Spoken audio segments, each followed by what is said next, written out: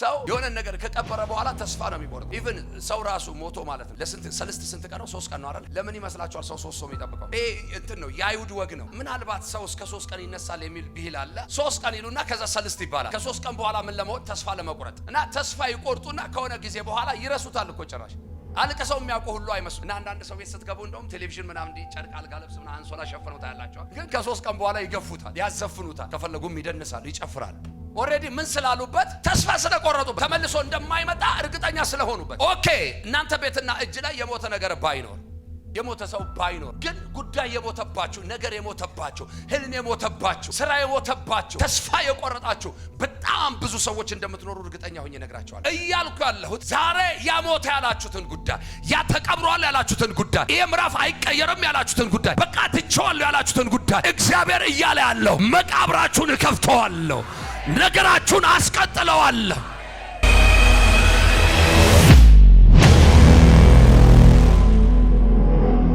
ሕዝቅኤል 37ን ሁላችሁም የምታውቁትን ክፍል አውጡልኝ እስቲ። በጌታ በኢየሱስ ስም አነባለሁ። እኛም በጌታ በኢየሱስ ስም እንሰማሃለን። የእግዚአብሔር እጅ በላይ ነበረ፣ እግዚአብሔርን በመንፈሱ አወጣኝ፣ አጥንቶችም በሞሉባት ሸለቆ መካከል አኖረኝ፣ በእነርሱም አንጻር በዙሪያቸው አሳለፈኝ። እነሆም በሸለቆ ፊት እጅግ ብዙ ነበሩ፣ እነሆም እጅግ ደርቆ ነበሩ። እርሱም የሰው ልጅ ሆይ እነዚህ አጥንቶች በሕይወት ይኖራሉን አለኝ። እኔም ጌታ እግዚአብሔር ሆይ አንተ ታውቃለህ አልኩ። ሃሌሉያ። እርሱም እንዲህ አለኝ፣ በእነዚህ አጥንቶች ላይ ትንቢትን እንዲህ በላቸው፣ እናንተ የደረቃችሁ አጥንቶች ሆይ የእግዚአብሔርን ቃል ስሙ።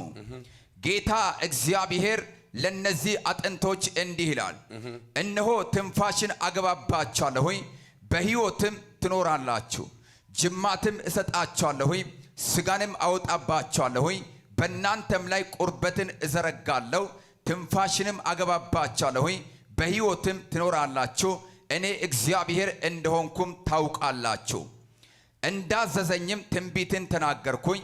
ሲናገርም ድምፅ ሆነ፣ እነሆም መናወጥ ሆነ፣ አጥንቶችም አጥንት ከአጥንት ጋርም ተቀራረበ። እኔም አየሁኝ፣ እነሆ ጅማት ነበረባቸው፣ ስጋም ወጣ፣ ቁርበትም በላቸው ላይ ተዘረጋ፣ ትንፋሽ ግን አልነበራቸውም። እርሱም የሰው ልጅ ሆይ ትንቢት ተናገር፣ ለንፋስ ትንቢት ተናገር፣ ለንፋስም ጌታ እግዚአብሔር እንዲህ ይላል፣ ንፋስ ሆይ ከአራት ንፋሳት ዘንድ ና፣ እነዚህ የተገደሉ በሕይወት ይኖሩ ዘንድ እፍ በልባቸው በል አለኝ። እንዳዘዘኝም ትንቢትን ተናገርኩኝ። ትንፋሽም ገባባቸው፣ ሕያዋንም ሆኑ፣ እጅግም ታላቅ ሰራዊት ሆነው በእግራቸው ቆሙ። እርሱም እንዲህ አለኝ፣ የሰው ልጅ ሆይ እነዚህ አጥንቶች የእስራኤል ቤት ሁሉ ናቸው። እነሆ አጥንቶቻችን ደርቋል፣ ተስፋችንም ጠፍቷል፣ ፈጽሞም ተቆርጠናል ብሏል። ስለዚህ ትንቢት ተናገር፣ እንዲህም በላቸው፣ ጌታ እግዚአብሔር እንዲህ ይላል፣ ሕዝቤ ሆይ እነሆ መቃብራችሁን እከፍታለሁ፣ ከመቃብራችሁም አወጣችኋለሁኝ፣ ወደ እስራኤል ምድርም አገባችኋለሁኝ። ሕዝቤ ሆይ መቃብራችሁንም በከፈትኩ ጊዜ ከመቃብራችሁ ባወጣችሁም ጊዜ እኔ እግዚአብሔር እንደሆንኩ ታውቃላችሁ። መንፈሴንም በውስጣችሁ አሳድራለሁኝ፣ እናንተም በሕይወት ትኖራላችሁ፣ በገዛ ምድራችሁም አኖራችኋለሁኝ። እኔ እግዚአብሔርም እንደተናገርኩኝ እንዳደረግኩሁም ታውቃላችሁ ይላል እግዚአብሔር። የእግዚአብሔር ቃል ወደ እኔ እንዲህ ሲል መጣ፣ አንተ የሰው ልጅ ሆይ አንድ በትር ውሰድና ለይሁዳ ለባልንጀሮቹ ለእስራኤል ልጆች ብለህ በላዩ ጻፍ። ሌላም በትር ውሰድና የኤፍሬም በትር ለዮሴፍና ለባልንጀሮቹ ለእስራኤል ቤት ሁሉ ብለህ በላዩ ላይ ጻፍ። ይበቃል። ክብር ለጌታ ይሁን። ይህ የምትሰሙት የትንቢት ቃል የተነገረው ለእስራኤል ቤት ነው። ዛሬ ደግሞ ለዚህ ቤት እዚህ ጉባኤ ላለው ሕዝብ እግዚአብሔር ለምድሬ ሕዝብ ተናገር ብሎኛል። አጠገብ ያለውን ሰው ንካውና የእግዚአብሔርን ቃል ስማ እንጂ የእግዚአብሔር ቃል እውነት ነው፣ እንደተናገረው እንዲሁ እንደ ቃሉ ይሆናል። አንድ ሰው ጮሆ በደንብ አሜን አይልም? ደግሞ በደንብ አሜን አይልም? ለመጨረሻ ጊዜ አሜን አይልም ወይ? ስለደረቁት ስለ እስራኤል ቤት ስለደረቁት ስለ እስራኤል ቤት አጥንቶች እየተናገረ ያለው ማን ነው? እስኪ እግዚአብሔር ነው የሚለኝ ሰው፣ ያመነ ሰው። እግዚአብሔር በደረቀ ነገር ላይ ይናገራል፣ ተናግሮ ያደርጋል፣ የተናገረውን ይፈጽማል። እሺ አጠገብ ላለው ሰው አንድ ትንቢት ንገረው፣ አንድ ትንቢት ንገረው። በህይወት ላይ በለው ተስፋ የቆረጥሽበት አይሆንም ያልከው ጉዳይ አሁን በለው በእግዚአብሔር ፊት ታስቀምጠዋለህ። እግዚአብሔር በለው ነገሩን በለው ወደ መሆን ይቀይረዋል። እግዚአብሔር በለው ነገሩን ወደ መሆን ይቀይርልሻል። አሜን ስትሉ በኢየሱስ ስም ይሆንላችሁ። ደግማችሁ አሜን ስትሉ ይሆንላችሁ። ኦኬ ቁጥር 1 የእግዚአብሔር እጅ በላይ የነበረ እሱም በእግዚአብሔር መንፈስ አወጣኝ፣ በሸለቆ መካከል አኖረኝ። ሸለቆም በአጥንት ሞልቶ ነበር። በእነርሱም መካከል ወደፊትና ወደኋላ አመላለሰኝ። በሸለቆም ወለል ላይ በጣም የደረቁ እጅግ ብዙ አጥንቶች አየው። እርሱም የሰው ልጅ ሆይ እነዚህ አጥንቶች በሕይወት ሊኖሩ ይችላሉን ሲል ጠየቀኝ። ለነብዩ ሕዝቅኤል ነው እንግዲህ እግዚአብሔር እየተናገረ ያለው። የሰው ልጅ ሆይ እነኚህ የደረቁ አጥንቶች በሕይወት ሊኖሩ ይችላሉ ወይ ብሎ ምን አለኝ? ጠየቀኝ።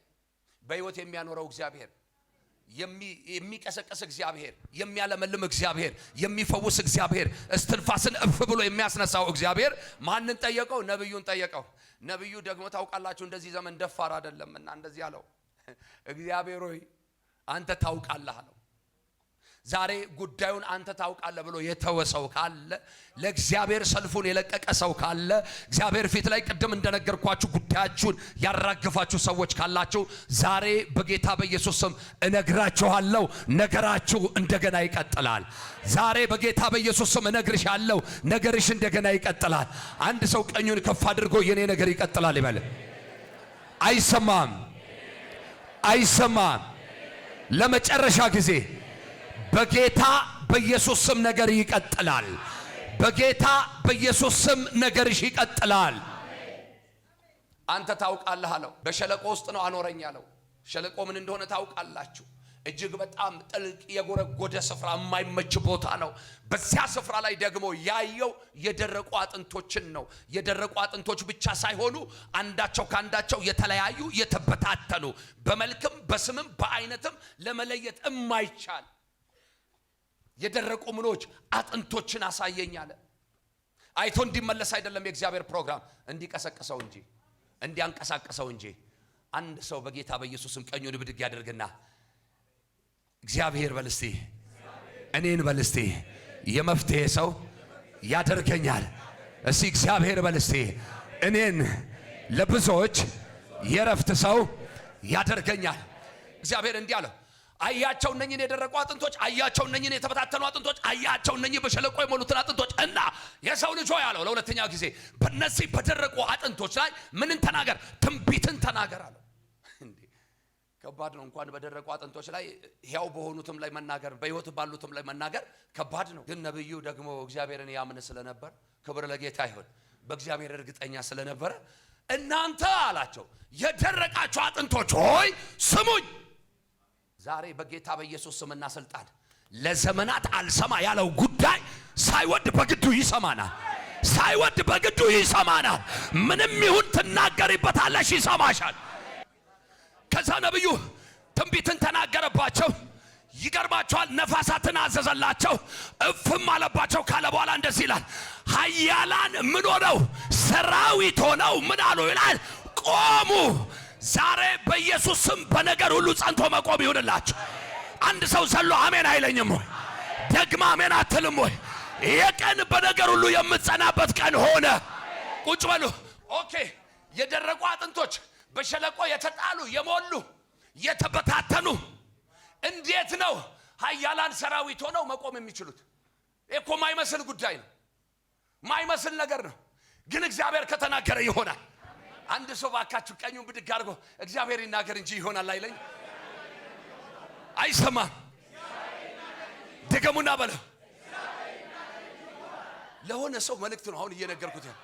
እግዚአብሔር ተናግሯል፣ ሰምተሻል? እግዚአብሔር ተናግሯል፣ ሰምቷል። እንግዲያው ይሆናል። ይገርማችኋል። ሄዶ እኮ አልቀሰቀሳቸውም፣ የተበታተኑትን አልሰበሰባቸውም።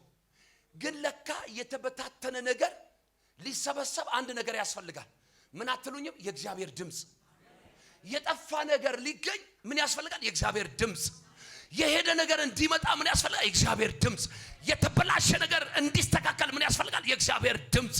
የሞተ ነገር እንዲነሳ ምን ያስፈልጋል? የእግዚአብሔር ድምፅ። እነዚህ ወደ ደረቁ አጥንቶች የመጣው የእግዚአብሔር ድምጽ ነው። ጩና አሜን በላ። ያ የመጣው ድምጽ ደግሞ ምን አደረጋቸው? ምን አደረጋቸው? ኃያላን ሰራዊት አድርጎ አቆማቸው። በጌታ በኢየሱስ የሆነ ሰው አለ ዛሬ ለራሱ ለሰው አይደለ ለራሱ የሚቀየር ሰው አለ። እኔ ነኝ አይደለሁም የሚል ሰው አለ። ይሄ ጉዳይ በኔ ነው አይደለም የሚል ሰው አለ። ቀኝ ከፍ አድርግልኛ ዛሬ በጌታ በኢየሱስም እንደ አፌ ቃል ሆነበት። ኃያላን ምን ሆነው ቆሙ? ሰራዊት ሆነው ቆሙ። ቁጥር 11 ላይ ሂዱልኝ ይሻው። ቁጥር 11 ላይ ይሄን ያቆመው ጌታ በናዝሬቱ ጌታ በኢየሱስም ዛሬ የሚያስጨንቅሽ ነገር ያቆመዋል። ከዚያም እንዲህ አለኝ፣ የሰው ልጅ ሆይ እነዚህ አጥንቶች መላው የእስራኤል ቤት ናቸው። እንዲህ ይላሉ፣ አጥንቶቻችን ደርቀዋል፣ ተስፋም ቆርጠናል። እኔ አዲሱን መደበኛ ትርጉም ነው እያነበብኩላችሁ ያለው። ምን ብለዋል? አጥንቶቻችን ደርቀዋል፣ ተስፋም የለንም፣ ተስፋን ቆርጠናል። ስለዚህ ትንቢትን ተናገር እንዲህም በላቸው። ምን እያሉ ነው? ተስፋ ቆርጠናል። ምን ብለናል? ደርቀናል። በቃ ከዚህ በኋላ ነገ የሚባል ተስፋ በህይወታችን ላይ የለም። ከዚህ በኋላ የምናየው ነገር የለም። ከዚህ በኋላ ህይወት የሚባል ነገር አይታሰብም። ባላችሁት ጉዳይ ላይ ዛሬ እግዚአብሔር መጣ። ባልሽው ጉዳይ ላይ ዛሬ እግዚአብሔር መጣ። ትላንት ከትላንት ወዲያ ደጋግሞ የተበላሸው ጉዳይ አሁንም ሊበላሽ፣ አሁንም ሊጠፋ፣ አሁንም ሊወድቅ፣ አሁንም ሊሰበር፣ እንደ ልማዱ ሊጨነገፍ ሊደርቅ ነው በምትዩ በዛ ጉዳይ ጌታ መጣ። ተስፋ በቆረጥሽው ጉዳይ እግዚአብሔር መጣ። ተስፋ በቆረጥከው ጉዳይ እግዚአብሔር መጣ። ነገሩን እንደገና እግዚአብሔር ሊቀሰቀሰው መጣ። ነገሩን እንደገና እግዚአብሔር ሊያቀናው መጣ። ነገሩን እንደገና እግዚአብሔር ሊያቃናው መጣ።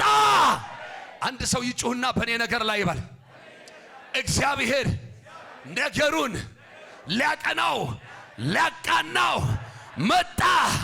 አሜን ያለ ሰው ይሁንለት በኢየሱስ። ቁጥር 12 ስለዚህ ምን በላለው? ትንቢትን ተናገር እንዲህም በላቸው፣ ጌታ እግዚአብሔር እንዲህ ይላል። ሕዝቤ ሆይ ዋናው መልእክቴ ጋር መጥቻለሁ። ምን በላለው? ትንቢትን። እኔም ትንቢት ተናገርኩባችሁ። በጌታ በኢየሱስ ስም የደረቀው ነገራችሁ ይለምልምላችሁ። የወደቀው ነገራችሁ ይነሳላችሁ። የተሰበረው ነገራችሁ ይጠገንላችሁ። የተበተነው ነገራችሁ ይሰብሰብላችሁ። የራቀው ነገራችሁ ይቅረባችሁ። የሄደው ነገር የጠፋው ነገር ይፈልጋችሁ በኢየሱስ ስም። አንድ ሰው ቀኙን ብድግ አድርጎ የኔ ነገር ይበልሲ ከዚህ በኋላ እንደ ትንቢቱ ቃል ተቀየረ የሚል አሜን ይበላ። ከዚህ ትንቢት በኋላ እንዲህ ይሆናል። እግዚአብሔር እንዲህ ያደርጋለሁ አለ። ከምኑ በኋላ? ከትንቢቱ በኋላ። ሕዝቤ ሆይ ሕዝቤ ሆይ መቃብሮቻችሁን እከፍታለሁ። አንድ ሰው ጮህ መቃብር የተከፈተ ይበልባክ። ምናችሁን? መቃብሮቻችሁን ምን እላለሁ? እከፍታለሁ። መቼ ሞቼ ልትል ትችላለህ? መቼ ተቀብሬ ልትል ትችላለህ? በህይወት ላይ ስንት የተቀበረ ነገር አለ። ሰው የሆነ ነገር ከቀበረ በኋላ ተስፋ ነው የሚቆርጠው።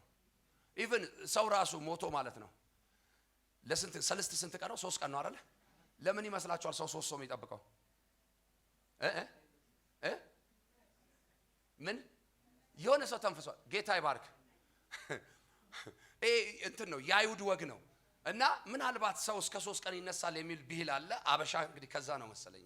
እኛ ደግሞ ኮፒ ፔስት እንወዳለን። እና 3 ቀን ይሉና ከዛ ሰልስት ይባላል። ከ3 ቀን በኋላ ምን ለመሆን? ተስፋ ለመቁረጥ ታውቃላችሁ። እና ተስፋ ይቆርጡና ከሆነ ጊዜ በኋላ ይረሱታል እኮ ጭራሽ። አልቀሰው የሚያውቁ ሁሉ አይመስሉም። እና አንዳንድ ሰው ቤት ስትገቡ እንደውም ቴሌቪዥን ምናምን እንዲ ጨርቅ አልጋ ልብስ ምናምን አንሶላ ሸፈነው ታያላችሁ። ምን አረጋውን ቲቪው ግን ከ3 ቀን በኋላ ይገፉታል፣ ያዘፍኑታል። ከፈለጉም ይደንሳሉ፣ ይጨፍራሉ። ክብር ለጌታ ይሁን። ኦሬዲ ምን ስላሉበት ተስፋ ስለቆረጡበት ተመልሶ እንደማይመጣ እርግጠኛ ስለሆኑበት። ኦኬ እናንተ ቤትና እጅ ላይ የሞተ ነገር ባይኖር፣ የሞተ ሰው ባይኖር ግን ጉዳይ የሞተባችሁ፣ ነገር የሞተባችሁ፣ ህልም የሞተባችሁ፣ ስራ የሞተባችሁ፣ ተስፋ የቆረጣችሁ በጣም ብዙ ሰዎች እንደምትኖሩ እርግጠኛ ሆኜ ነግራችኋለሁ። እያልኩ ያለሁት ዛሬ ያሞተ ያላችሁትን ጉዳይ፣ ያ ተቀብሯል ያላችሁትን ጉዳይ፣ ይሄ ምዕራፍ አይቀየርም ያላችሁትን ጉዳይ፣ በቃ ትቼዋለሁ ያላችሁትን ጉዳይ እግዚአብሔር እያለ ያለው መቃብራችሁን እከፍተዋለሁ፣ ነገራችሁን አስቀጥለዋለሁ። አስፋው መለሰ ነው አይደል? በጅምር አይቀርም የኔ ነገር ያለ በምን ማለቴ ሲጀምር የሚያስቀጥል ነገር አላየም ሰውየው። አልነገረኝም ማለት የኔን እንትን ነው የምነግራችሁ፣ ግምት ነው የምነግራችሁ። ሲጀምር የሚያስቀጥል ነገር አያይም፣ ተስፋ የሚሰጥ ነገር አያይም። እና እግዚአብሔርን የያዘ ሰው ኦኬ ነገሩ ተስፋ የሚሰጥ አይደለም ብሎ ወደ ኋላ አይመለስም። ተስፋ የከለከለው ነገር ይጋፈጣል። እና ተጋፈጠ። በጅምር አይቀርም የኔ ነገር አለና ሳይጨርስ አያርፍም እግዚአብሔር አለ። አንድ ነገር ገባኝ። ምን አይነት መገለጥ ነው የዘማሪ አስፈሽማ ጌታ ይባርክ። ታቃለ ሳይጨርስ አያርፍም የኔ ነገር አለ እግዚአብሔር። ትቀልጃለሽ እንዴ?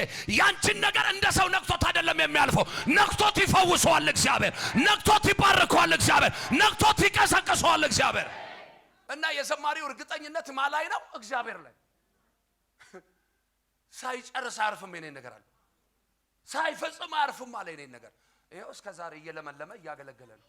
እነኛ ሁሉ ተስፋ የማይሰጡ ነገሮች ከመንገዱ ላይ እግዚአብሔር ዞር እያደረገለት ከዛ ብዙ አልበም፣ ብዙ መዝሙር፣ ብዙ ስብከት፣ ብዙ ጸጋ፣ ብዙ ቅባት እየፈሰሰበት ነው ሰውየው። አሁንም አይገርማችሁ?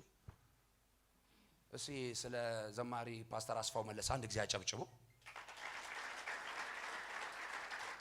መቼም በሱ መዝሙር ያልተባረከ የለም። አንዳንድ ሰዎች ከልጅነቴ ጀምሮ የሆነ ነገር ትዝ አይላችሁ? የነበራችሁበት ምናምን ትዝ አይላችሁ? እኛ ጫት እየቃምን እናለቅስበት ነበር ማለት እናቴ ሽሩሩ የምትለኝ ነበር የሚመስለኝ። ለካ ጌታ ነው። አይገርምም? በባሪያዎች ውስጥ እንደዚህ አልፎ ፍስስ የሚያደርገው ጸጋ ይመጣና ጴንጤ ነው፣ ፕሮቴስታንት ነው፣ ጂኦቫ ነው፣ ካቶሊክ ነው ምናምን አይልም፣ ይነካል። ከዛ አንድ ቀን ይሞላና ክብር ለጌታ ይሁን። እና ምን እያልኳችሁ መሰላችሁ? የምታዩት ሁኔታ ተስፋ የማይሰጥ ሊሆን ቢችል እንኳን መጽሐፍ ሲናገር ተስፋን የሰጠ እርሱ ምን ያለ ነው? የታመነ ነው። እሱን ከታመንሽ ግን ያ ከምታዩ ሁኔታ የሚበልጥ ጌታ አለ። ተስፋ የሚያስቆርጥ ነገር ሁልጊዜ ከፊታችሁ ሲኖር አልፋችሁ ማየት ሞክሩ። ተንጠራርታችሁም ቢሆን ያላችሁን አቅም ሰብስባችሁም ቢሆን አንዳንዴ አቅም የሚያሳጣ ነገር እኔ ህይወት ላይ መጥቶ ገጥሞኝ ምናምን ያውቃል። ማለት መታገል ሁሉ እስከሚያቀተኝ ድረስ ጉዳዩን ቆሜ እስከማየው ድረስ ምን ሊሆን ነው ብዬ ማለት ነው። ግን እግዚአብሔር ሲያልፍና ሲያሳልፍ አይቼዋለሁ። እንዲህ ብዬ ልባርካችሁ፣ የታመናችሁት እግዚአብሔር በታምራት ያሳልፋችሁ። እና መቃብራችሁን ምን እላለሁ አለ? አጠገብ ላለው ሰው ትንቢት ንገረው፣ መቃብር ተከፍቷል በለው። ያ ማለት በለው ያለቀስክበት፣ ተስፋ የቆረጥሽበት፣ የደከምክበት እሱ ጉዳይ ዛሬ በለው በኢየሱስ ስም ተቀይሯል። መቃብራችሁን እከፍታለሁ ብሎ ዝም አላለም፣ ትቶ አልሄደም። መቃብራችሁን እከፍታለሁ አለና ከውስጡ ደግሞ ምን እላችኋለሁ አለ? አወጣችኋለሁ። ዛሬ አንድ ሰው ካለበት ሁኔታ ይወጣል። ሁለት ሰው ካለበት ሁኔታ ይወጣል። ሶስት ሰው ከነበረበት ነገር ይወጣል። በኢየሱስ ስም መውጣት ሆነላችሁ። ቅድም ያ ባሪያ ሲናገር ውጣ ብሎኝ ነው የወጣሁት አለ። ድምጹን እሱ ነው የሰማው፣ እኔ አልሰማውም። ልብ አድርጉ። ምን ብሎኝ? ውጣ ብሎኝ ወጥቻለሁ አለ። እግዚአብሔር ውጣ ሲላችሁ መላ አለው።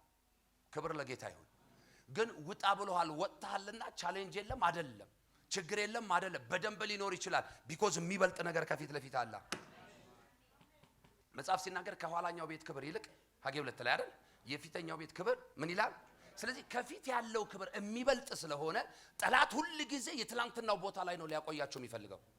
አንዳንድ ሰዎች አሁን በህይወታችሁ ላይ በአገልግሎት ሊሆን ይችላል፣ በስራ በመስሪያ ቤት እንኳን በትምህርት የሆነ የታዘባችሁት ነገር የለም? ከነበራችሁበት ቦታ ስትወጡና ስትለቁ ህይወት የሚቀጥል የማይመስላችሁ ነገር ግን በአንድም በሌላም አጋጣሚ ለቃችሁት፣ ግን ከወጣችሁ በኋላ እግዚአብሔርን ያመሰገናችሁበት ጉዳይ የለም? አረፍኩ ያላችሁበት ጉዳይ የለም? እና ከትላንት ዛሬ አልተሻለም? ነገ ደግሞ የበለጠ ይሻላል። እርግጠኛ ሆኜ እነግርሻለሁ። ዛሬ ደግሞ እግዚአብሔር እንዲህ ይልሻል፣ መቃብራችሁን እከፍተዋለሁ ደግሞም አወጣችኋለሁ።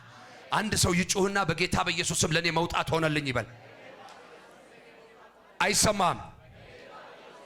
ለመጨረሻ ጊዜ ከዚያም እንዲህ ያለ፣ ከዚያም እናንተ ሕዝቤ ሆይ መቃብሮቻችሁን ከፍቼ ሳወጣችሁ እኔ እግዚአብሔር እንደሆንኩ ታውቃላችሁ።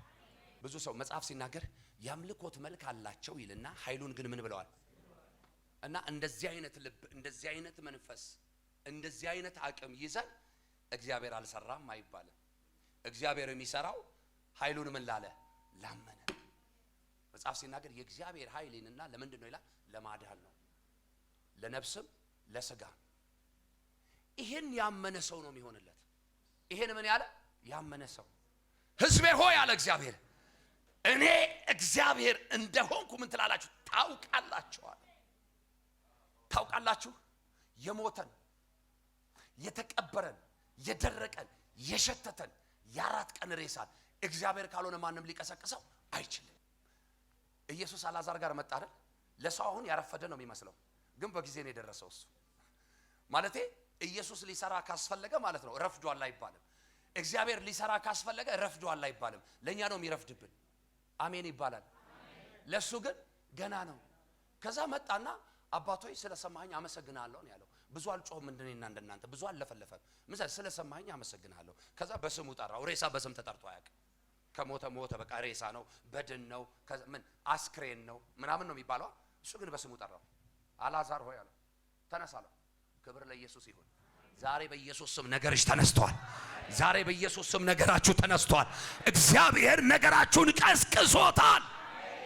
ይሄ እግዚአብሔር ስለማይከብደው እዛ ስፍራ ላይ ኢየሱስ የተናገረው አንድ ነገር አልዓዛር ይሞት ዘንድ ሳይሆን ማርታ በጣም ቅልቅል ስትልበት በዚህ ብትኖር ኖሮ ወንድማችን እኮ አይሞትም ነበር ምናምን ስትል ነው።